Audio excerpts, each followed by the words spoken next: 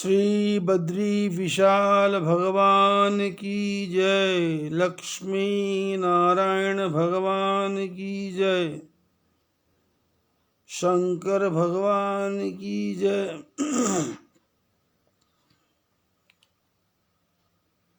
चैत्र मास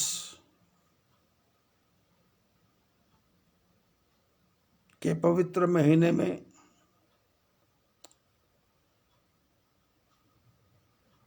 पवित्र प्रभु के चरित्रों का वर्णन हो रहा है,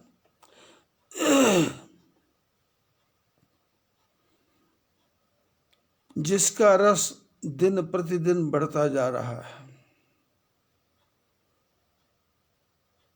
भगवान के चरणों के प्रति अपार श्रद्धा पैदा हो रही है।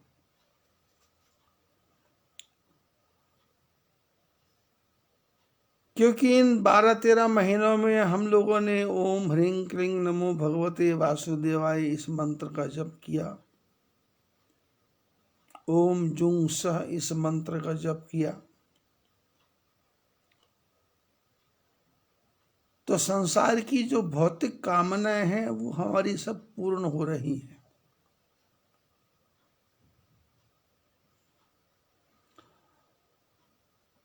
जीवन में कलह का कारण एक ही है कि समय पे भोजन न मिले, रहने को मकान न हो, पहनने को कपड़ा न हो, जेब में पैसा न हो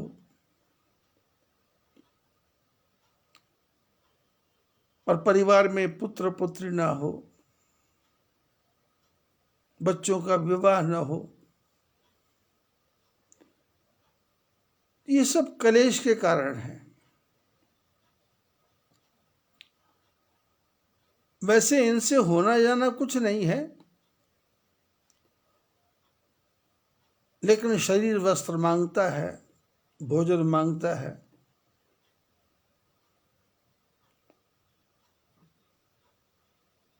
और शरीर में व्याधियां आती हैं, बीमारियां आती हैं, दवाइयां लगती हैं।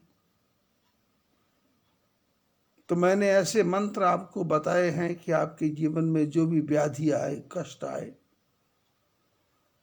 वो इसके जप करने से चले जाएं और संसार की जो भौतिक वस्तुएं हैं वो धीरे धीरे प्राप्त होती जाएं।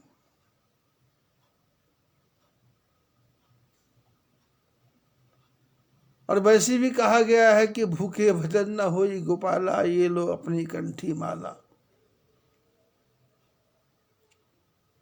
शरीर भूखा है तो भजन क्या होगा।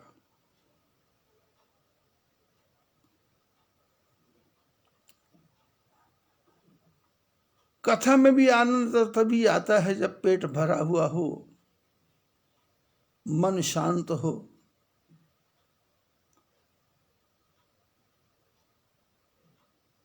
वैसे तो जो मैं कथा कर रहा हूं,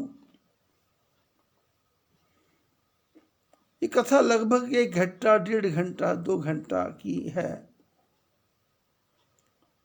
तो जो सुनने वाले मेरे मिलने जुलने वाले हैं, उन्होंने इस कथा को सोने का तरीका बना लिया। रात को एयरफोन कान से लगाया और कथा चालू कर दी और नींद आ गई।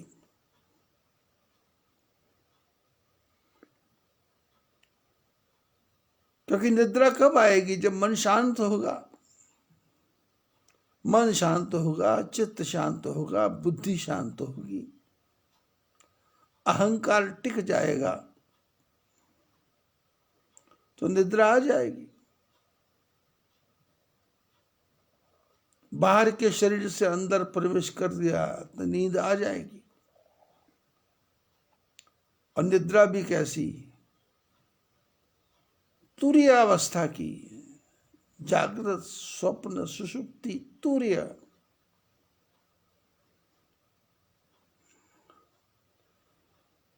जिसमें मैं ना हूं और भगवान भी ना हो। दोनों का भेद खत्म हो जाए,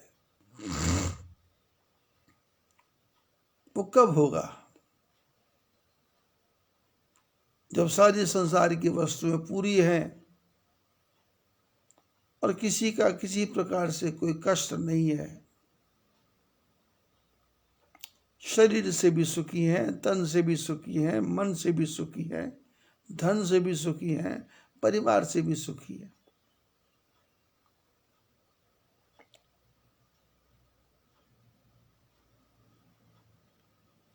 शिलांग मेघालय में कथा करने गया मैं, तो वहां 3-3 घंटे कथा किया करता था।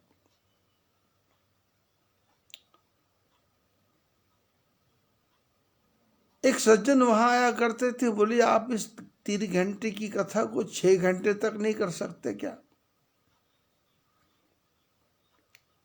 मैंने कहा कर सकता हूं, पर आप 3 घंटे से 6 घंटे क्यों करवाना चाहते हो? बोले मैं आपकी जब कथा सुनता हूं तो यहां आकर के मेरे को नींद आ जाती है। 10-15 मिनट ध्यान से सुनता, उसके बाद नींद आती है। और 3 घंटे बाद जब जय बोलते हो आप जोर से, तो सब लोग उठते हैं, तो मेरी भी नींद खुल जाती है। और 6 घंटे कथा होगी तो 6 घंटे नींद आएगी। संसार के झंझटों से दूर होकर के मैं यहाँ आता हूं और आराम से 3 घंटे सोता हूं।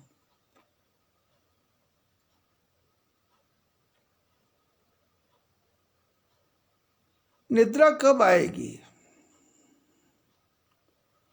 और निद्रा कौन सी? जो परमात्मा से मिला दे।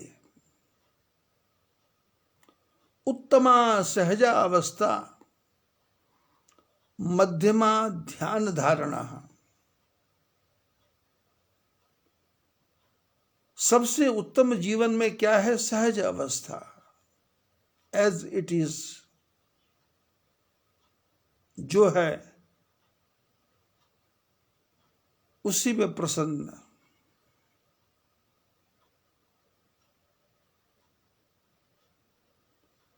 विषयों के अधीन नहीं होना। चाय नहीं मिली, परेशानी हो गई, कॉफी नहीं मिली, परेशानी हो गई, नमक ज्यादा हो गया, परेशानी हो गई, नमक कम हो गया, परेशानी हो गई, चीनी नहीं है तो परेशानी हो गई, गुड़ नहीं है तो परेशानी हो गई, ब्रांडेड कपड़े नहीं है तो परेशानी हो गई। तन को ढकना है, उत्तमा सहज अवस्था। और ये सहज अवस्था कब आएगी? जब हम भगवान राम जी की कथा को ध्यान से सुनेंगे।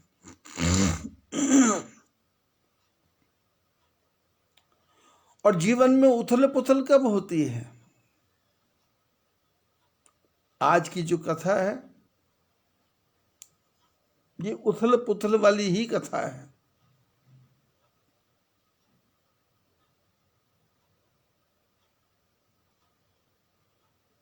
जिसमें जो हेड है, मुखिया है, वो भी अपने वचन से गिर जाए और उसके परिवार वाले जरूरत से ज्यादा खुशियां मनाने लग जाएं, दिखावा होने लग जाए, किसी के मन में जलन पैदा हो जाए, कोई किसी की बातें सुन करके उसकी बातों में आ जाए और उसकी बातों में आकर के अपने जीवन के सारे धर्म अधर्म को भूल जाए और स्वार्थ के बस में पड़ जाए, तो जीवन में कितना अनर्थ होता है। वो आज की कथा है। करोड़ों फूल भी कम हैं गला अपना सजाने को, करोड़ों फूल भी कम है गला अपना सजाने को, एक ही भूल काफी है जिंदगी भर रुलाने को। एक ही भूल काफी है जिंदगी भर रुलाने को, करोड़ों फूल भी कम है गला अपना सजाने को।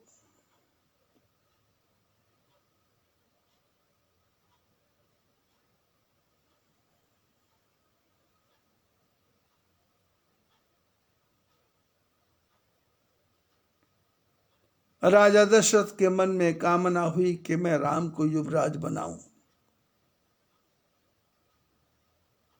और ये कामना ही गलत थी। ये कामना मन में आने ही नहीं आनी चाहिए थी। वचन तो ये था कि कैकेयी के बेटे को राजा बनाएंगे, और युवराज बनाने की तो बात ही नहीं थी।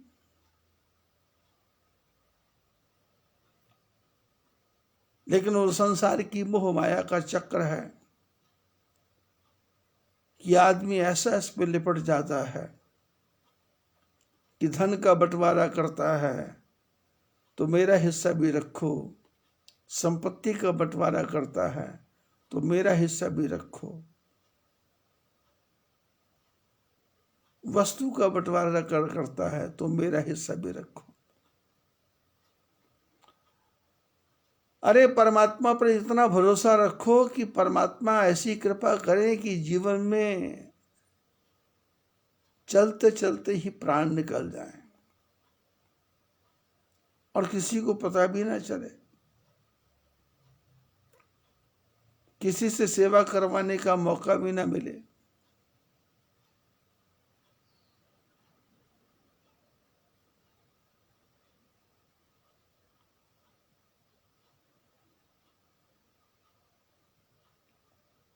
जब तक जिंदगी है तब तक परमात्मा भोजन भेजता रहेगा। वो परमात्मा मुर्दे को भी देता है लकड़ी कपड़ा आग, जीते नर चिंता करे तो उसके फूटे भाग।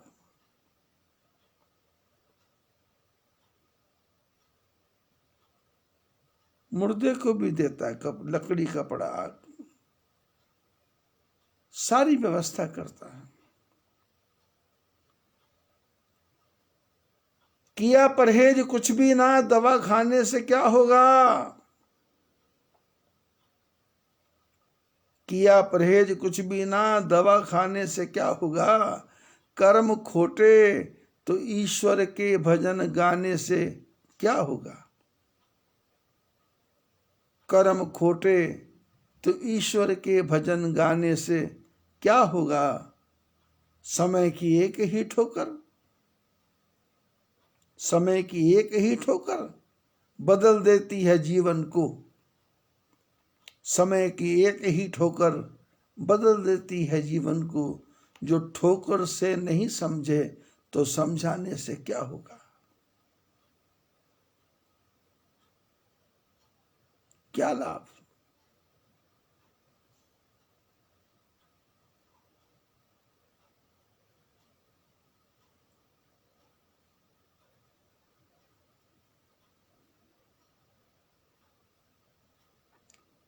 जीवन में से फालतू की वृत्तियों को हमको नष्ट करना है।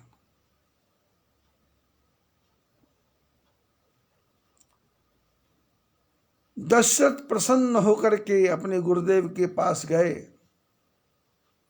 और जाकर के कहा कि मेरी इच्छा है कि राम को युवराज बनाएं।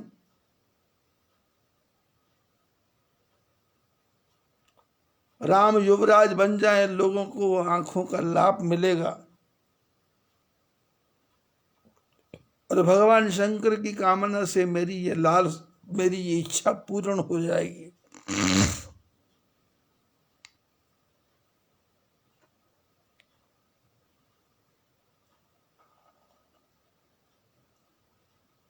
और यदि ये काम हो जाए तो ठीक है, नहीं तो फिर मेरे मन में सोच ही रह जाएगी मरते समय कि मैं काम पूरा नहीं कर पाया। दशरथ के वचनों को वशिष्ठ महाराज बहुत ध्यान से सुनते हैं।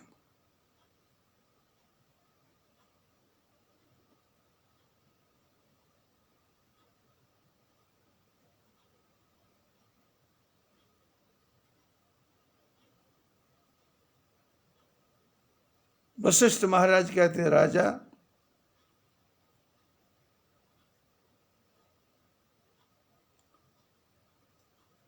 जिस भगवान नारायण को सारा संसार भजन करता है, वो नारायण भगवान तुम्हारे घर में तुम्हारे पुत्र बन के आए हुए हैं। और वो जो राम है वो पवित्र हैं, प्रेमी हैं, और उनके अंदर अनुराग भरा हुआ है। और यदि तुम्हारे मन में उनको युवराज बनाने की इच्छा है तो वेगी विलंब न करिए नृप, साजिए सबई समाज। सुदिन सुमंगल तब ही जब, राम होय युवराज। वशिष्ठ महाराज तो त्रिकालदर्शी है ना। राजा दशरथ ने कहा मुहूर्त निकालो। वशिष्ठ महाराज ने कोई मुहूर्त नहीं निकाला, क्योंकि वो जानते थे कि राम राजा बन ही नहीं सकते अभी। तो उन्होंने ऐसे शब्दों का प्रयोग किया कि जो सामने वाले की समझ में ही ना आए। उन्होंने कहा बेगी, जल्दी करो, विलंब न करिए नृप, देर मत करो। ये कल परसों की बातें मत करो। बेगी मैंने 1 2 3 quick, it will be now और नेवर, अभी हो जाए। वेगी विलंब न करिए नृप,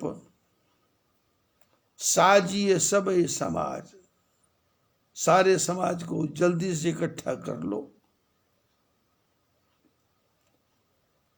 और सुदिन सुमंगल तब ही जब, बोले वही दिन अच्छा है, वही दिन मंगलमय है जब राम युवराज बन जाए। वही दिन अच्छा है। मुहूर्त नहीं निकाला, घड़ी नहीं निकाली, पंचांग नहीं देखा, काल की गणना नहीं की।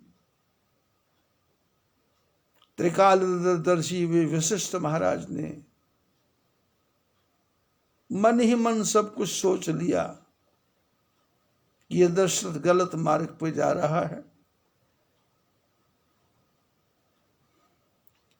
कैकेयी के पिता को वचन देता है और यहां आकर के मेरे सामने कहता है मैं राम को युवराज बनाऊं।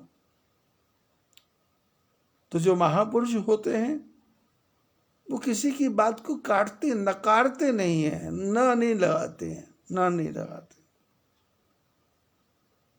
और हम और आप क्या हैं, हमारी हर बात में ना है। बच्चे को स्कूल भेजना है, पता नहीं एडमिशन होगा या नहीं। बच्चे की परीक्षा का टाइम है, पता नहीं पास होगा या नहीं। बच्चा बीमार हो गया, पता नहीं ठीक। हर बात में ना, हर बात में ना। और कोई भी काम करेंगे तो भगवान गणेश को बीच में फंसा देंगे। निर्विघ्नम कुरु मे देव सर्व कार्येषु सर्वदा। ऐ गणेश जी, मेरा काम निर्विघ्न रूप से खत्म कर दो। अरे तेरा काम कौन सा है भाई? ये मकान तेरा है क्या? ये संतान तेरी है क्या? ये शरीर तेरा है क्या? ये भूमि तेरी है क्या? सबे भूमि गोपाल की, सारी भूमि गोपाल की है, तेरा क्या है? इसलिए गणेश जी को इसलिए याद नहीं करना कि प्रभु मेरे विघ्नों को नष्ट करो। गणेश जी को इसलिए याद करना है कि उनके चरणों में प्रणाम करना है। उनको चौकीदार नहीं बनाना है कि मेरे चौकीदार बन के खड़े रहो, मेरे काम को ठीक कर दो। निर्विघ्नं कुरु मे देव, मेरे काम को निर्विघ्न करो। भारत के हमारे जितने भी ब्राह्मण समाज हैं, महात्मा लोग हैं, सदगुरु हैं, ज्ञानी हैं, सब लोग इस मंत्र का जप करते हैं जो भी काम करेंगे। पूजा पाठ जप तप, प्रभु मेरा काम।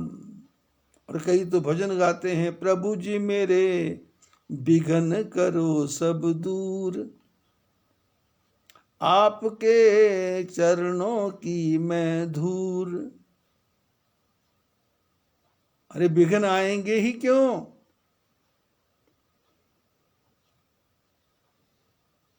जब तुमने खोटे कर्म किए ही नहीं है तो विघ्न आएंगे ही, आएंगे ही क्यों? और जब तुमने कोई अच्छा जीवन में अच्छा कर्म किया ही नहीं है तो तेरी प्रार्थना करने से होगा क्या? विघ्न तो आएंगे आएंगे, सारे काम बिगड़ेंगे।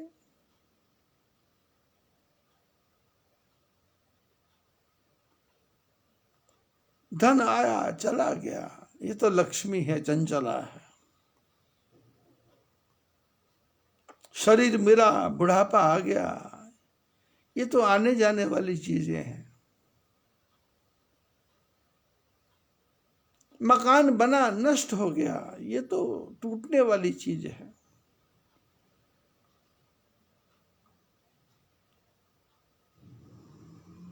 शादी हो, ब्याह हो, पूजा हो, पाठ हो, बस एक ही पाठ लगा है कि प्रभु जी मेरे विघ्न करो सब दूर। भगवान कहते हैं तू अच्छे कर्म कर, विघ्न तो है ही नहीं, तू सद्भावना से काम कर।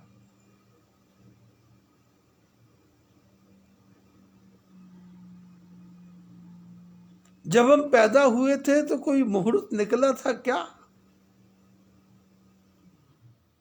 जब हमको मौत आएगी तो क्या कोई मुहूर्त निकला का क्या? जब तेरी डोली उठा ली जाएगी, बिन मुहूर्त के निकाली जाएगी।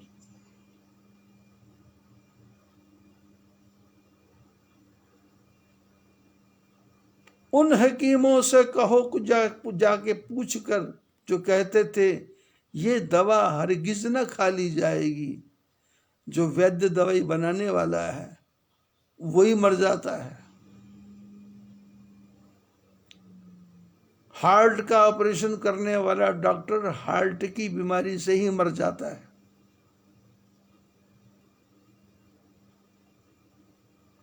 अमरावती में एक डॉक्टर थे, हार्ट स्पेशलिस्ट, रोज के 5-5, 6-6 ऑपरेशन करते थे।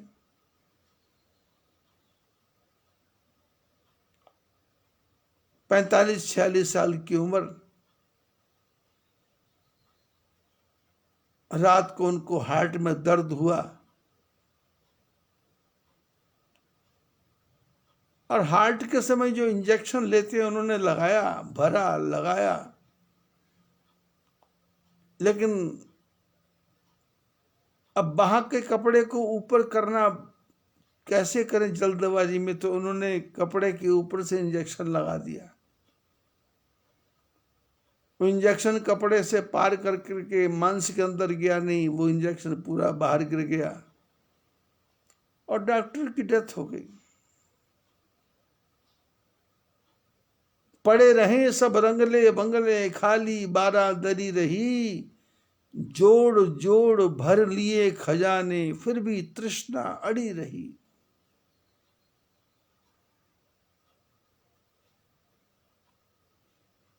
जो दवा बेचने वाले, दवा देने वाले हैं,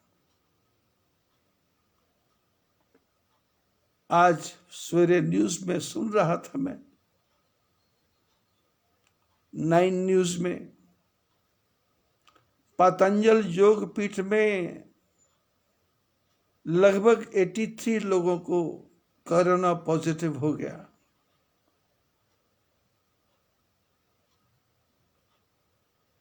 उन सबको क्वारंटाइन कर दिया। ये तो सहज है। आप कितना योग करेंगे, बीमारी तो आ जाएगी।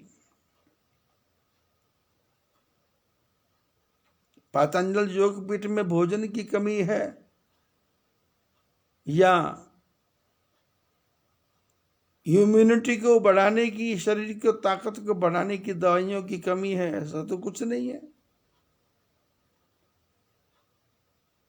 लेकिन मौत और रोग एड्रेस पूछ के नहीं आते, वो तो धीरे से प्रवेश कर जाते हैं।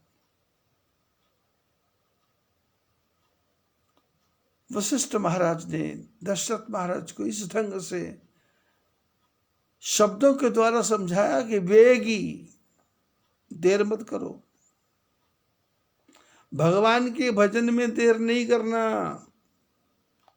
अच्छे काम में देर नहीं करना, दान देने में देर नहीं करना, परमात्मा की भक्ति में देर नहीं करना, अच्छे विचारों में देर नहीं करना,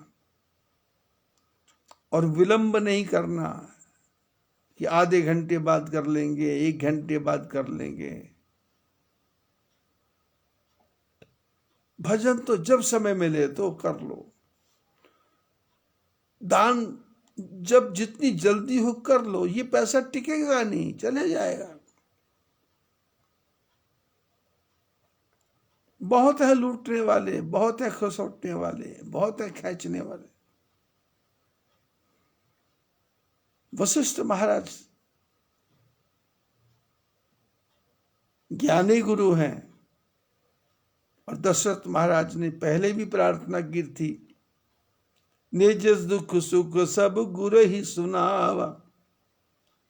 अपना दुख सुख सुनाया था कि मेरे पुत्र नहीं है, तो उस समय भी वशिष्ठ महाराज ने कहा था, धरहु धीर होई हैं सुतचारी। उस समय ये नहीं कहा बेगी विलंब न करिए, उस समय कहा धरहु धीर, धैर्य धारण करो। 4 पुत्र होंगे, उपाय करेंगे, यज्ञ करेंगे, पूजा करेंगे, पाठ करेंगे।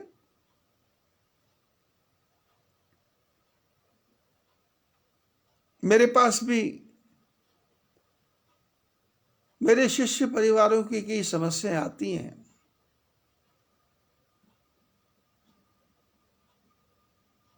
वो लोग बोलते हैं कि कुछ ऐसा हो गया, तो मैं बोलता हूं भाई ठीक है, मैं किसी ब्राह्मण से पूजा करवा देता हूं, आप दक्षिणा भेज देना, खर्चा मैं कर दूंगा। अपने कुल का नाम, गोत्र का नाम, पति पत्नी का नाम, माता पिता का नाम, दादा दादी का नाम, कुल देवी का नाम, कुल देवता का नाम, ये सब नाम लिख करके भेज दो। और जिस जिसकी जन्म तिथि याद है, उनकी जन्म तिथि भेज दो, और पूजा होती है और कार्य भी होता है, कार्य भी होता है।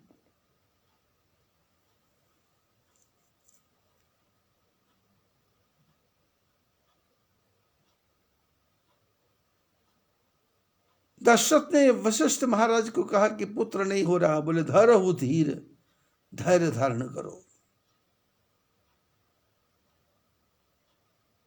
तब श्रृंगी ऋषि ही वशिष्ठ बुलावा। और आज बिल्कुल उल्टा, दशरथ आए थे पूछने के लिए कि मुहूर्त निकालो। तो वशिष्ठ महाराज ने कहा, मुहूर्त की क्या जरूरत है? अरे जिस दिन राम युवराज बन जाए वही दिन अच्छा है। सुदिन सुमंगल तब ही जब, वही दिन मंगलमयी है, वही दिन अच्छा है जब राम हो युवराज। राम जब युवराजा बन जाए वही दिन अच्छा है। दशरथ मोह ममता में फंसे हुए बात समझ नहीं पाए, और वशिष्ठ महाराज ने बहुत गहरी बात कह दी थी कि सुदिन सुमंगल तब ही जब राम हो युवराज। मुहूर्त निकालने की जरूरत नहीं, जब बन जाएंगे तो समझ लेना दिन अच्छा है। मुदित महीपति मंदिर आए, सेवक सचिव सुमंत्र बुलाए। कही जय जीव शीस तिन नाय, भूप सुमंगल वचन सुनाए। गुरुदेव को प्रणाम करके प्रसन्न होकर अपने महल में राजा दशरथ आए, सेवकों को बुलाया, अपने सचिवों को बुलाया, अपने मंत्रियों को बुलाया, और सब ने आकर के महाराज दशरथ की जय हो जय हो जय हो ऐसा कह करके प्रणाम किया। और राजा दशरथ ने जो पवित्र मन का विचार था वो सबको सुनाया। सुमंगल वचन सुनाए, मंगल वचन सुनाए, अच्छे वचन जो उनके मन के अंदर थे वो सुनाए। और कहा, जो पांच ही मत लागे नीका,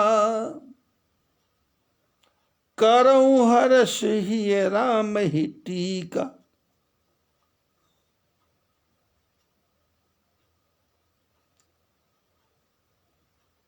दशरथ महाराज ने कहा, जो पंचों को बात अच्छी लगे,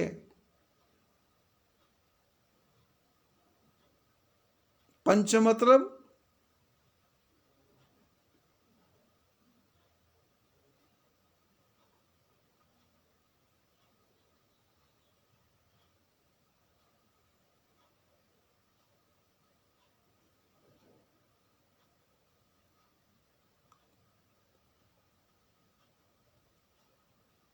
जब भरत जी जंगल में थे,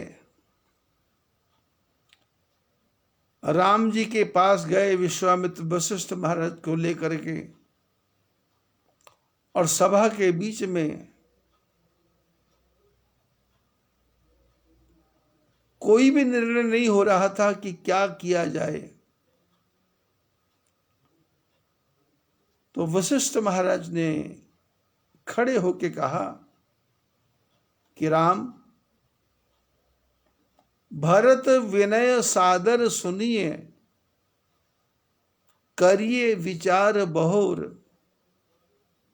करव साधु मत लोक मत, नृपनय निगम निचोर।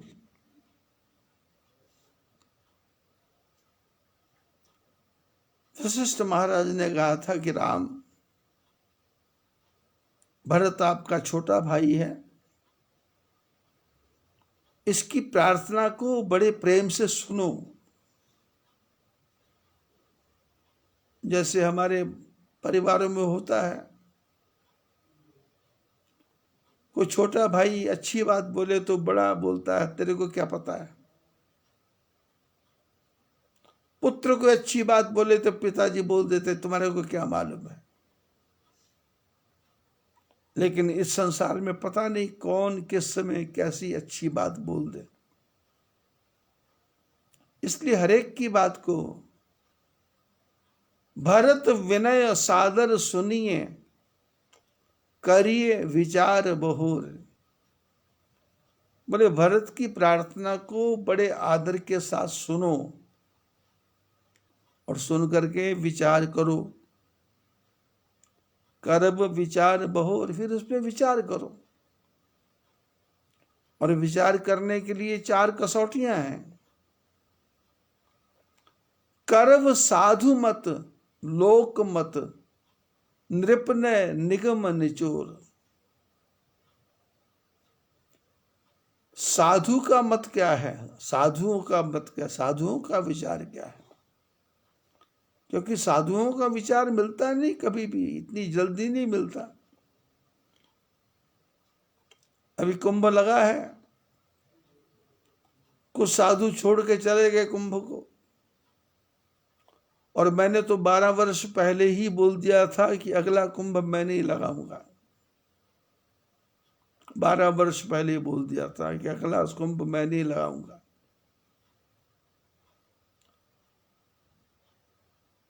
कोरोना का संकट आज आया है, और मैं पिछले साल मार्च महीने में ही 100 पैकेट का चेहरे पर लगाने का मास्क लेकर के आ गया था। और पिछले 13 महीने से तो मैंने मास्क लगाया ही नहीं है, क्योंकि मैं कमरे में बंद हूं और मेरे मास्क वैसे ही पड़े हैं।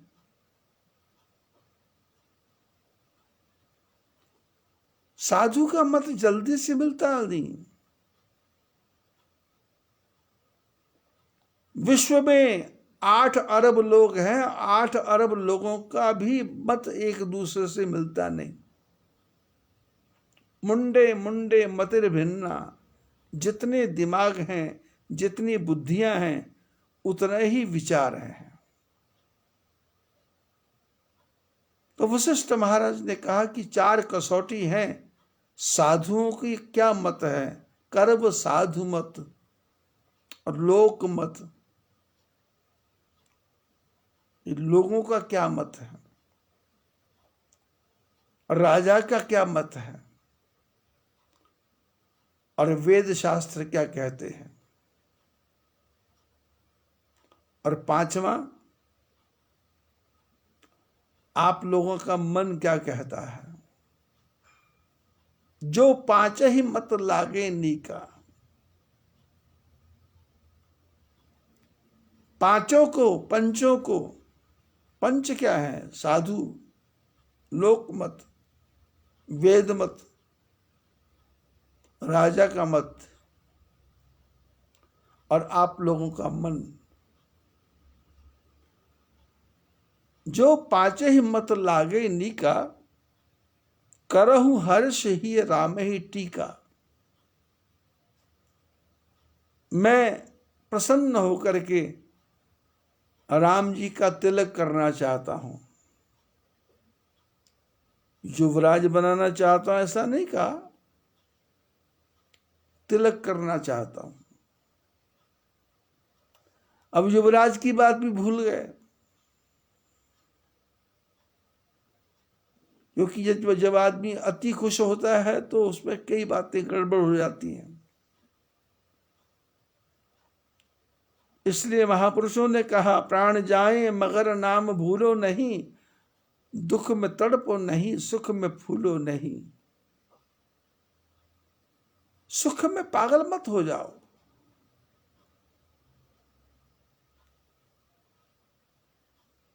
ज्यादा हर्ष में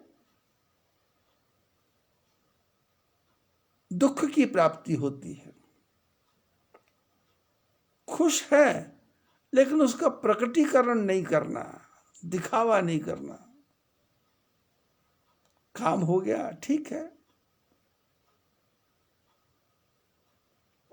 मैंने देखा है कई लोग नई गाड़ी लेते हैं, कार, तो सबसे पहले चिंतपूर्णी जाएंगे, फिर वैष्णो देवी जाएंगे, फिर ससुराल जाएंगे, फिर छोटे भाई के यहाँ जाएंगे, फिर बड़े भाई के यहाँ जाएंगे, फिर उस पर तिलक लगाएंगे, फिर लोगों को दिखाएंगे, फिर कितने की गाड़ी आई उसका बिठाएंगे, ये फिर इसमें क्या क्या लगा ये दिखाएंगे। क्या फायदा भाई, बैठना है, गाड़ी चलानी है, इन लोगों को दिखा के क्या लाभ।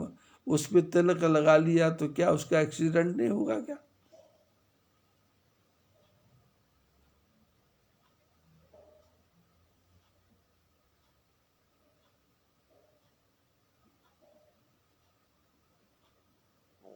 हमारा जागना शुभ है, हमारा सोना भी शुभ है, हमारा चलना फिरना उठना बैठना भी शुभ है। तब शुभ है जब हमारा हर काम परमात्मा के चरणों में अर्पित होकर के किया जाए। लेकिन जब अहंकार आ गया कि मैंने गाड़ी खरीद ली, मैंने मकान बना लिया, मैंने सोना खरीद लिया, मैंने कपड़े खरीद लिए, मैंने गहने खरीद लिए, मैंने ये कर लिया,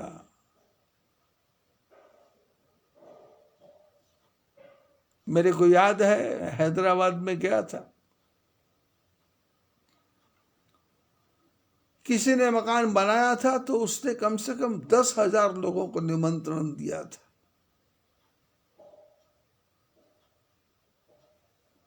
घर की प्राण प्रतिष्ठा के लिए, वो क्या बोलते, गृह प्रवेश के लिए। और मेरे को भी बुलाया गया तो मैं जल्दी चला गया। तो वो लोग 5-6 भाई हैं, तो उसमें से एक भाई तो यही बताने में लगा हुआ था कि ये रेलिंग कितने की है, ये ग्रेनाइट पत्थर कितने का है, ये हमने बाथरूम का मुंह इस तरफ क्यों रखा है, ये मंदिर हमने यहाँ क्यों बनाया है, ये किचन हमने यहाँ क्यों बनाया है। और मैं बड़े ध्यान से देख रहा था, जो भी आदमी आ रहा था वैसे तो मुस्कुरा रहा था, पर अंदर अंदर जल रहा था उस मकान को देख करके। और उसने अपने सारे भाइयों को बुलाया था, क्योंकि बाकी भाइयों के पास मकान नहीं था, और माता पिता को भी बुलाया था। 1-2 दिन के बाद में मेरा जाना हुआ तो मैंने ऐसे प्रश्न कर दिया। उनकी धर्मपत्नी घर में अकेली थी,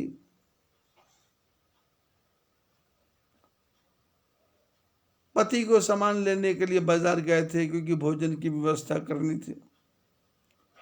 मैंने उनकी पत्नी अकेली को पूछा, मैंने कहा ये मकान बनाया, कल अपने अपने सास ससुर को बुलाया था, क्यों?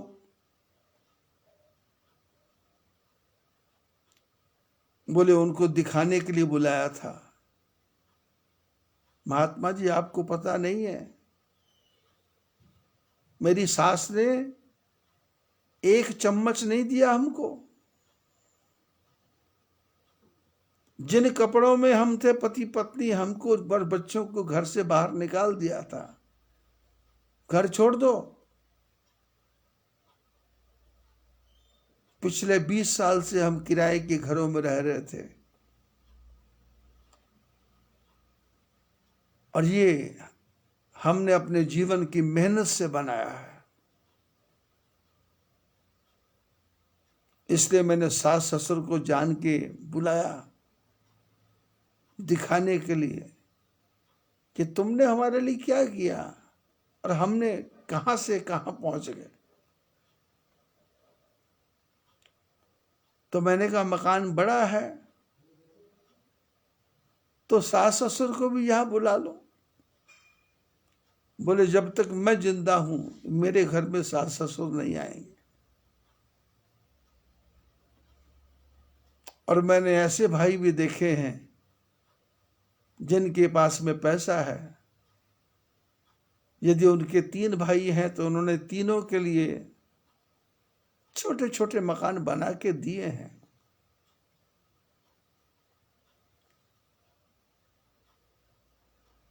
दशरथ महाराज ये नहीं कह रहे कि मैं राजा बनाऊंगा या युवराज बनाऊंगा। जो 5 ही मत लागे नीका, करऊं हर्ष ही भरत ही राम ही टीका। मंत्री मुदित सुनित प्रिय बानी, अभिमत विरब प्रयोजन पान। मंत्रियों ने सुना तो मन सबका प्रसन्न हो गया। ऐसा लगा जैसे सूखते हुए किसी पेड़ को किसी ने पानी डाल दिया हो, वो हरा भरा हो गया हो। बिनती सचिव कहि कर जोरी, जियो जगत पति बरस करोरी। मंत्रियों ने हाथ जोड़ करके विनती की कि राजन, आपके मन में इतना अच्छा विचार आया, हम चाहते हैं आप करोड़ वर्ष तक जिए, करोड़ वर्ष तक जियो, क्योंकि आप जो काम कर रहे हैं जग मंगल भल काज विचारा, बेगिए नाथ न लाइए बारा। बोले ये जो आपका विचार है जगत के मंगल के लिए है, आपने जो जिस काम के लिए विचार किया है इसलिए जल्दी करो, इसमें देर मत करो। जो वशिष्ठ महाराज ने कहा था वेगी विलंब न करी नृप, वही मंत्री कह रहे हैं जल्दी करो, क्योंकि सारे मंत्रियों को पता है कि राजा तो भरत ने बनना था, पर दशरथ जी के मन में आ गया राम जी ने धनुष को तोड़ा है, सबके मन में राम जी के प्रति अगाध श्रद्धा है, इसलिए राम जी को, तो सारे मंत्रियों ने वही शब्द कहे, बेगी बेगी ये नाथ न लाऊ बबारा, देर मत करो, कर दो। नृपहि मोद सुनि सचिव सुभाखा, बढ़त बौड़ जनु लही सुसाख। और राजा के मन में इतनी प्रसन्नता हो रही है मंत्रियों की बात सुन करके, जैसे बट वृक्ष बढ़ता है तो उसकी शाखाएं फैलती जाती हैं, उसकी डालियां जमीन पे गड़ती जाती हैं, जैसे बेल को किसी पेड़ का सहारा मिले तो ऊपर से ऊपर चढ़ती जाती है। कहो भूप मुनिराज कर, जोई जोई आयस होई, राम राज अभिषेक हित, वेग करहु सोई सोई।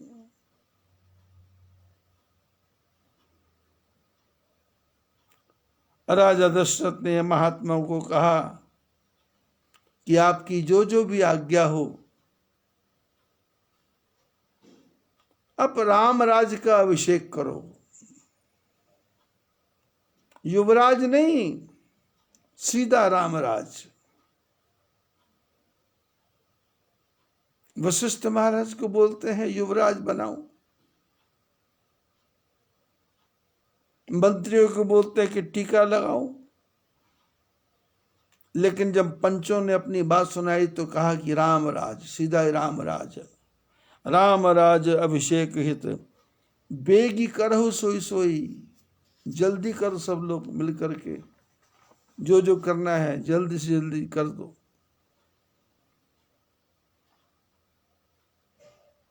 हर्षि मुनीस कहो मृदुबानी, आनहु सकल सुतीरथ पानी, औषध मूल फूल फल पाना, कहे नाम गनि मंगल नाना, चामर चरम बसन बहुभांति, रोम पाट पट अगणित जाति, मणिगण मंगल वस्तु अनेका, जो जग जोग भूप अभिषेक, वेद विदित कहि सकल विधान, कहो रचहु पुर विविध वितान,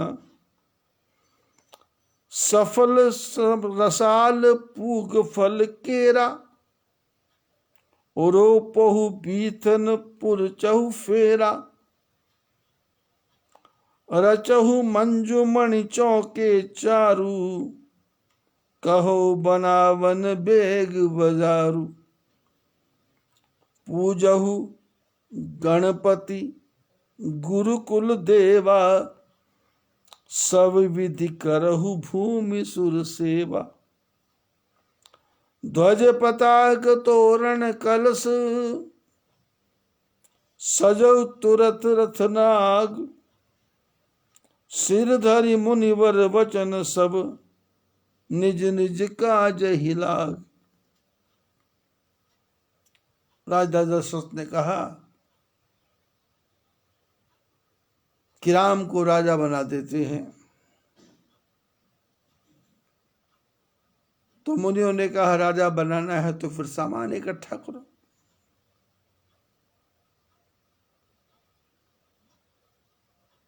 सबसे पहले सारे तीर्थों का जल लेकर के आओ।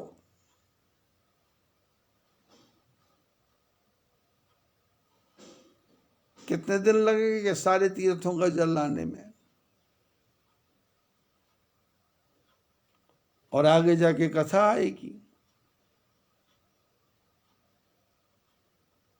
दशरथ महाराज रानी कैकेयी को कहते हैं कि कल मैं राम को युवराज बना रहा हूं। लेकिन महात्मा क्या कह रहे हैं? सारे तीर्थों का जल मंगवाओ, पूरे भारत के तीर्थों का जल, और औषधियां मंगवाओ, और जो जमीन के अंदर पैदा होने वाले कंद मूल हैं उनको मंगवाओ, फल मंगवाओ, फूल मंगवाओ, पान मंगवाओ।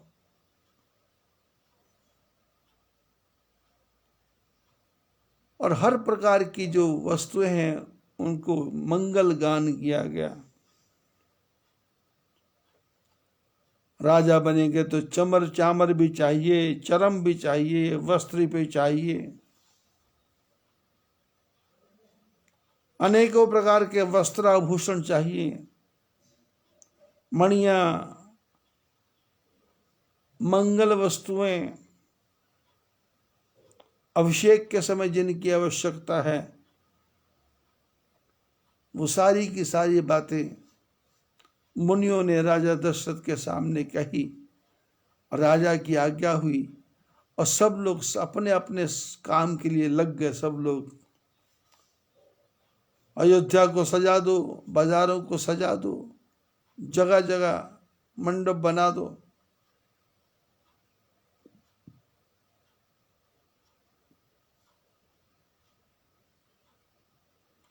जो मुनि यही आय सुदीना, महात्माओं ने जो काम जिसको भी कहा उसने इतनी जल्दी कर लिया कि जैसे वो पहले ही करने को तैयार था। बोलने की देरी थी, काम हो गया। विप्र साधु सुर पूजत राजा, करत राम हित मंगल काजा।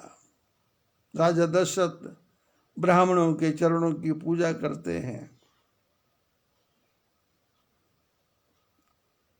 राम जी के हित के लिए सब मंगल साज सजा रहे हैं। सोनत राम अभिषेक सुहावा, बाज गह गह अवध बधावा। राम जी को दशरथ राजा बना रहे हैं, राम जी का अभिषेक हो रहा है। सारी अयोध्या में बाजे बजने लग गए, ढोल नगाड़े बजने लग गए। राम सिय तन सगुन जनाए, फर कही मंगल अंग सुहाए। राम सीता जो घर में बैठे हुए हैं, उनके शरीर में सगुन होने लगे, उनके अंग फरकने लग गए। पुलक सप्रेम परस पर कही, भरत आगमन सूचक अहि। राम जी के, सीता जी के अंग फड़क रहे हैं, इसलिए नहीं कि वो राजा बनने वाले हैं। राम जी सीता जी को बोलते हैं कि मेरे दाहिने अंग फड़क रहे हैं। सीता जी ने कहा मेरे बाएं अंग फड़क रहे हैं। तो राम जी ने कहा ऐसा लगता है भरत के आने की सूचना परमात्मा दे रहे हैं। राम राजा बनेंगे इसकी बात तो राम जी को पता ही नहीं है। शरीर के अंग फरक रहे हैं और राम सीता जी ये आपस में चर्चा कर रहे हैं कि ऐसा लगता है भरत जी के आने की सूचना मिल रही है।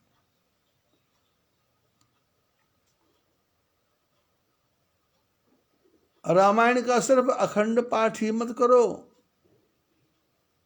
इसकी एक एक चौपाई को ध्यान से पढ़ोगे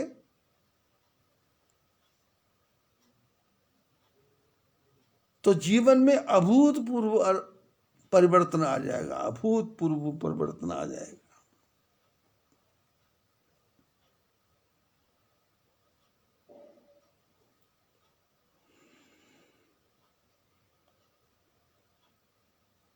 सीताराम जी कहते हैं भरत को गए हुए बहुत दिन हो गए,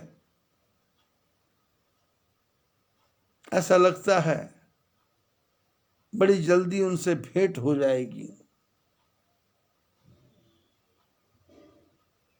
राम कहते सीता जी भरत जैसा भाई संसार में कहां मिलेगा। राम जी को भरत जी की रात दिन सोच है।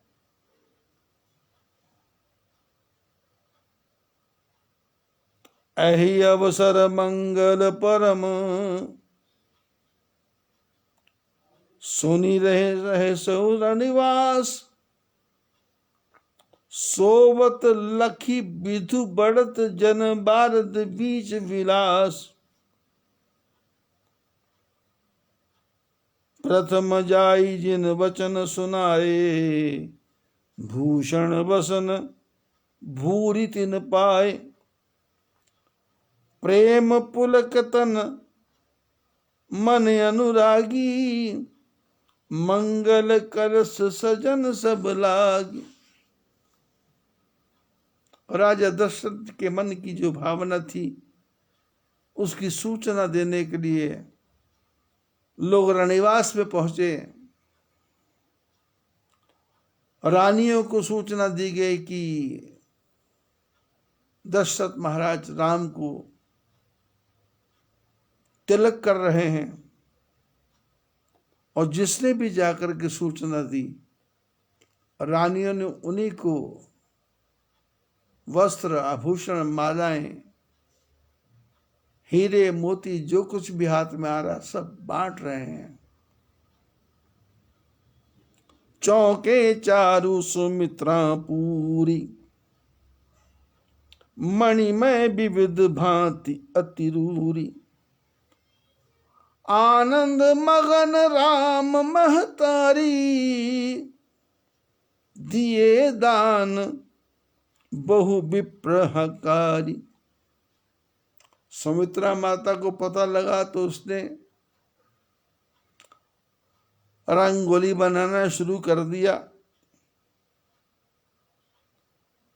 और रंगोली भी मणियों से बनाई। राम जी की माता तो इतनी प्रसन्न है कि ब्राह्मणों को बुला बुला करके दान दे रही, बुला बुला करके दान दे रही हैं। पूजी ग्राम देवी सुरनागा, कहो बहोरी देन बलिभागा। यही विधि होई राम कल्याणु, देहु दया करी सो वरदानु। अब कौशल्या माता क्या कर रही है?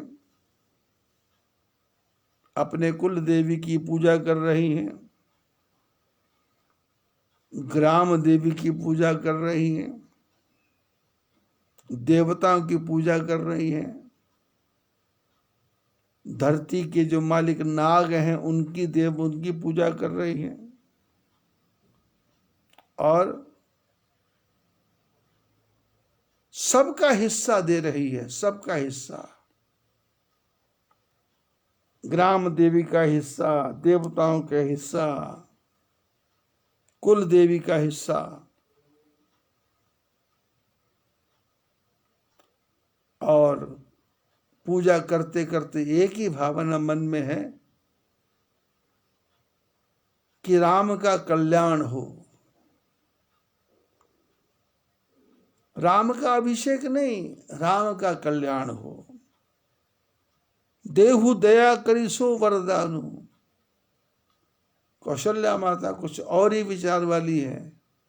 वो सारे देवताओं को ये नहीं कहती मेरा बेटा राजा बन जाए, वो हाथ जोड़ के बोलती जिससे मेरे बेटे का कल्याण हो, देवताओं वही वरदान देना मेरे को, वही वरदान देना। गावही मंगल कोकिल बयनी, विधु बदनी मृग सावक नयनी। और जो महिलाएं हैं वो मंगल गीत गा रही हैं मीठी भाषा में, कोयल के रूप में। राम राज्य अभिषेक सुनी, ही हर्षे नर नर नारी। लगे सुमंगल सजन सब, विधि अनुकूल विचारी।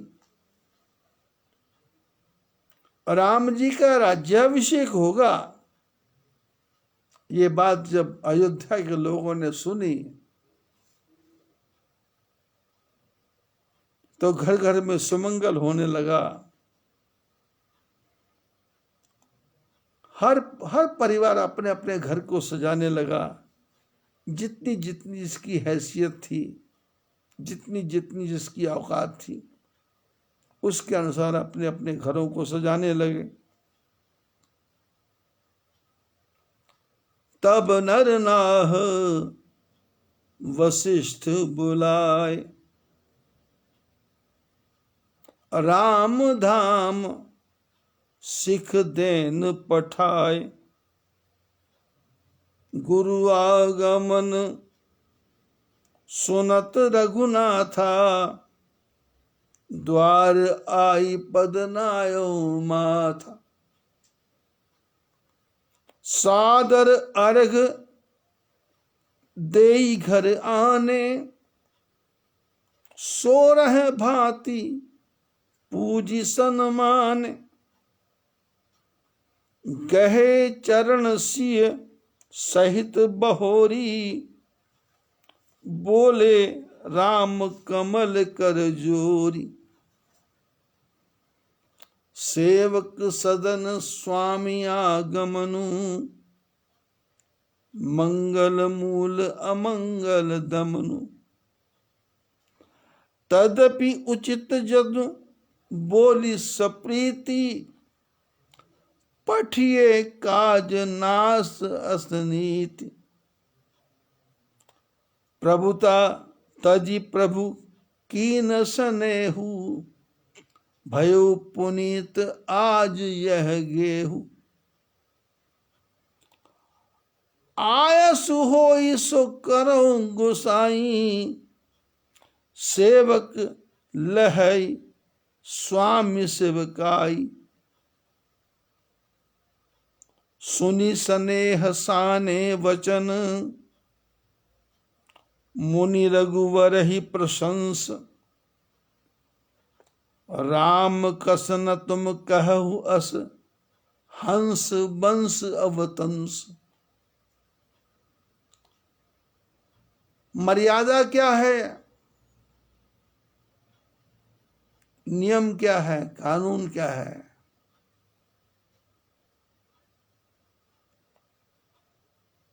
बड़ों का आदर कैसे करना है, यदि हम इसकी तरफ ध्यान दें तो इस दो दोहों के बीच में जो चौपाइयां हैं, उन चौपाइयों की तरफ आप सबको ध्यान देना पड़ेगा। यदि इन चौपाइयों का अर्थ आपके जीवन में आ गया तो आप सपने में भी किसी का अपमान नहीं कर सकते, किसी के प्रति भी आपके मन में बुरी वृत्ति नहीं आ सकती।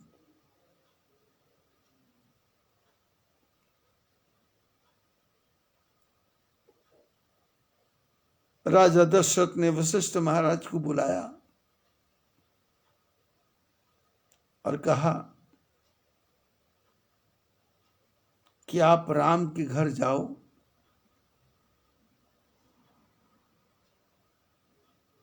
और उसको जाके शिक्षा दो, समझाओ।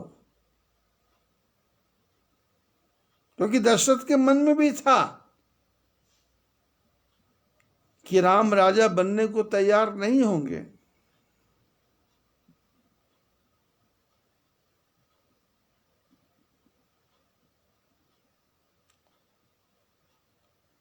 ये रामायण की कथा बड़ी विचित्र कथा है। दशरथ ने वशिष्ठ महाराज को भेजा और इधर राम क्या है, गुरु महाराज आए हैं, सीताराम जी दोनों घर से बाहर आए और दरवाजे पे चरणों में प्रणाम किया और दरवाजे पर ही तेल अर्घ दे दिया। अर्घ पंजाब में क्या बोलते हैं, वो तेल तेल तेल डाल देते हैं। तेल जब भी कोई मेहमान आता है तो दरवाजे के दोनों तरफ थोड़ा थोड़ा तेल डाल देते हैं। कोई मेहमान भी आए, महापुरुष आए या अपना प्रेमी आए, मित्र आए, संबंधी आए। लुधियाना में हमारी एक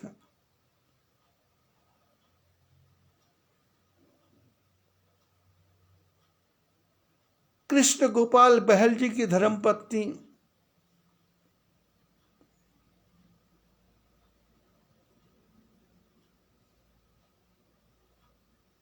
मेरे को अपना पुत्र भी मानती थी, मित्र भी मानती थी, भाई भी मानती थी।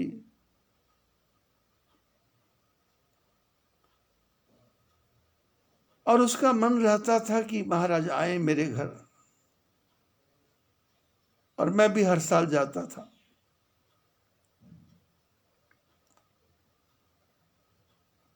बूढ़ी हो गई थी, बहुएं थी, लेकिन जब मेरा आने का समय होता था तो वो तेल डाल देती थी।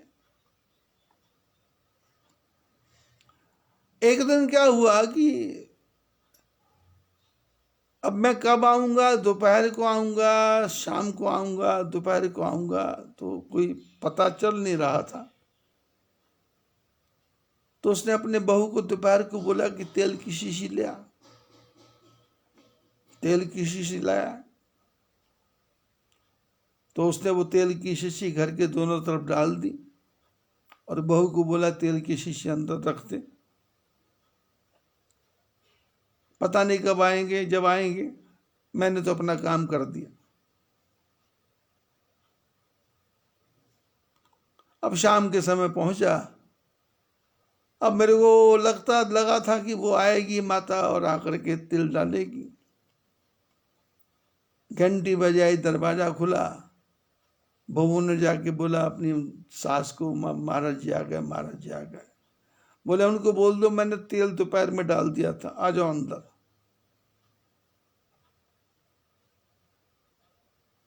इसको बोलते प्रेम की पराकाष्ठा।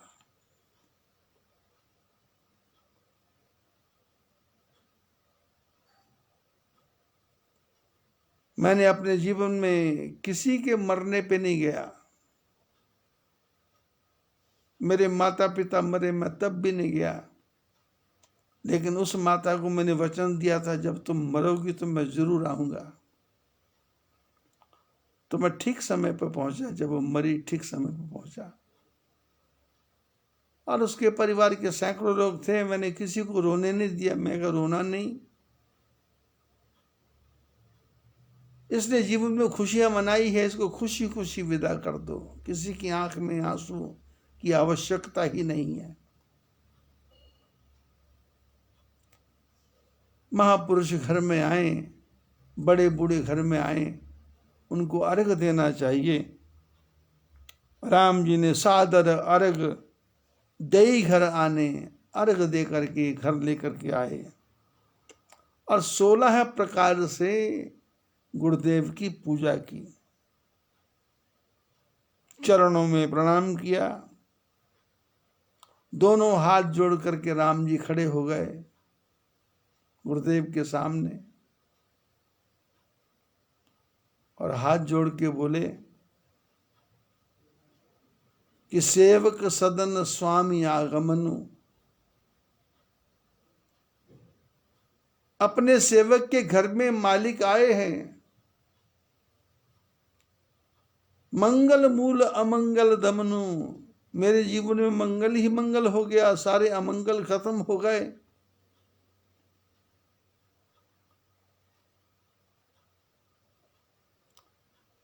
आप आए, बड़ा आनंद आया, लेकिन एक काम ठीक नहीं हुआ। वशिष्ठ महाराज ने कहा क्या? बोले तदपि उचित जनु बोलिस प्रीति, पठिए काज नाथ अस नीति।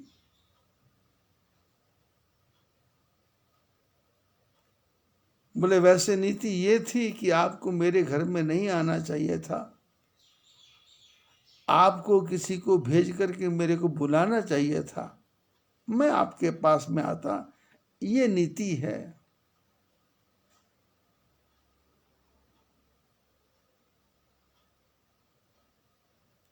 राम जी ने कहा प्रभु, आपने अपनी प्रभुता छोड़ करके मेरे ऊपर इतना बड़ा प्रेम किया है,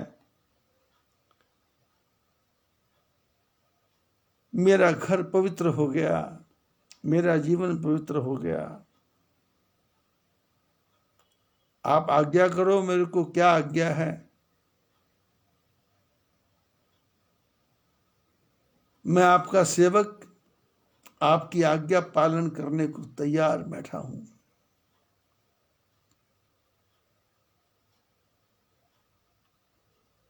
वशिष्ठ महाराज का मन गदगद हो गया, प्रसन्न हो गया। सुनी स्नेह साने वचन, प्रेम से भरी हुई वाणी राम जी की सुनी। मुनि रघुवर ही प्रशंस। वशिष्ठ महाराज राम जी की प्रशंसा करने लगे। राम कस न तुम कहु अस, हंस वंश अवतंस। वशिष्ठ महाराज बोले राम, ये भाषा तुम ही बोल सकते हो, ये व्यवहार तुम ही कर सकते हो,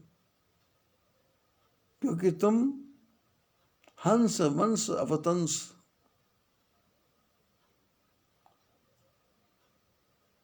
इस रघुकुल में तुम्हारे जैसा सर्वश्रेष्ठ प्राणी कोई नहीं है।